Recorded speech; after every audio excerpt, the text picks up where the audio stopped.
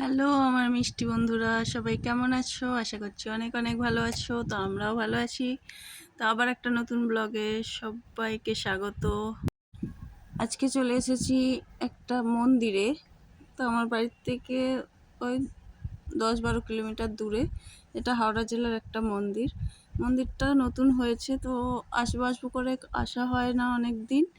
তো আজকে ভাবলাম সকলে যেহেতু আছে, আমার ননদ, আর একটা ননদ, আমার হাজব্যান্ড, সবাই যেহেতু আছে, চলো ঘুরে আসি আজকে। আর আজকে আকাশটাও বেশ পরিষ্কার, তাই চলে এলাম সকলে মিলে একটু ঘুরতে। তো সবটা দেখতে থাকো, নিশ্চয়ই ভালো লাগবে। তো ভিতরে চলে এসেছি, আর দেখো দু সাইডে দুটো হাতি, বড় বড় হাতি একদম দাঁড়িয়ে রয়েছে। চলো এবার মন্দিরের মূর্তিটা দেখে আসি। জানি না মূর্তি আছে কিনা, তাও একবার দেখে আসি। আর আমার হাজব্যান্ড আর আমার ননদ দুজনে কেউ আসেনি, কারণ বুট পরে আছে। বুট খুলতে হবে, তাই ওরা ওঠেনি মন্দিরে, বাইরে বসে আছে। আর আমরা এসেছি দর্শন করতে। তো ঠাকুরটা খুব সুন্দর, ছোট্টর উপর বেশ ভালো দেখতে। দর্শন করে এবার যাব মন্দিরের চারপাশটা ঘুরতে। শান্ত পরিবেশ, বেশ সুন্দর একটা পরিবেশ, ভালো লাগলো। সবাই মিলে এসে সত্যি মনটা দারুণ হয়ে গেল।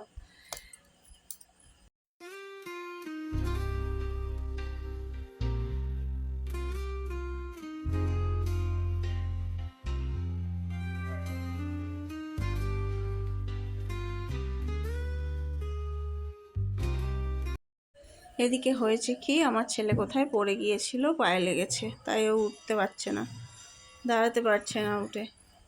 আর এই একটা দেখো, এটা হচ্ছে মনসা ঠাকুর। আমার ছেলেকে জিজ্ঞাসা করলাম এটা কি ঠাকুর, ও তো কিছুতেই বলতে পারলো না। যাই হোক, এটাও খুব সুন্দর, মূর্তিটা বেশ সুন্দর।